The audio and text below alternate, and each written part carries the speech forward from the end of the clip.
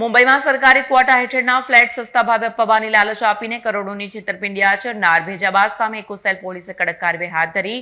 મુંબઈ પોલીસમાં કાર્યરત મહિલા અધિકારીના પતિની ટ્રાન્સફર વોરંટના આધારે ધરપકડ કરવામાં આવી છે. ભેજાબાદ ઠગે દાદર વિસ્તારમાં સરકારી ક્વોટાના ફ્લેટ અપાવવાની ખાતરી આપી સુરતના એક કાપડ વેપારીનો વિશ્વાસ જીત્યો. ફ્લેટની લાલચમાં વેપારી પાસેથી તબક્કાવાર અંદાજે ₹2.15 કરોડ વસૂલવામાં આવ્યા, પરંતુ ન તો ફ્લેટ મળ્યો ન તો રૂપિયા પરત મળ્યા. છેતરપિંડીનું ભાંડું ફૂટતા સમગ્ર મામલો ઇકોસેલ સુધી પહોંચ્યો. ફરિયાદના આધારે એકોસેલે તપાસના ચક્ર ગતિમાન કર્યા છે. તપાસ એ દિશામાં આગળ વધી રહી છે કે આ છેતરપિંડીને અન્ય કોઈની સંડોવણી હતી કે નહીં અને કેટલા લોકો આ મોડસ ઓપરેન્ડીનો ભાગ બન્યા છે. એક તરફ સરકારી ફ્લેટ અપાવવાના મીઠા વચનો, બીજા તરફ કરોડોની છેતરપિંડીનો ખેલ અને હવે ઠગબાજ કાયદાના સકંજામાં છે. એકોસેલની તપાસ આગળ વધતા આ કેસમાં વધુ ચોંકાવનારા ખુલાસા સામે આવે તેવી શક્યતા છે.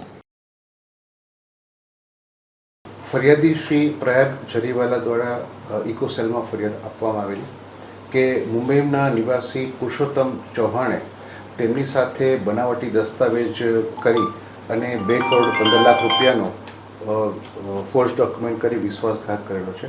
આ અનુસંધાને તપાસ કરતાં પુરુષોત્તમ ચૌહાણે પોતે મુંબઈમાં દાદરમાં જે ફ્લેટની સ્કીમ છે એ ફ્લેટ પોતે સસ્તા ભાવે આપી અને તેને એક સારો ફ્લેટ આપશે એવી વાત કરી અને ફરિયાદી પાસેથી ₹2.15 પોતે લઈ લીધા અને એને ફ્લેટના દસ્તાવેજ પણ આપેલા. દસ્તાવેજ મેળવ્યા બાદ જ્યારે ફરિયાદી પોતે એ ફ્લેટમાં જ્યારે પોઝેશન લેવા માટે ગયા ત્યારે ત્યાં અન્ય કોઈ રહેતા હતા અને તેમને પૂછપરછ કરી વિગત મેળવી ત્યારે તેમને ખ્યાલ આવ્યો કે પુરુષોત્તમ ચૌહાણે બનાવટી દસ્તાવેજો કરી અને તેમની સાથે વિશ્વાસઘાત કરેલ છે.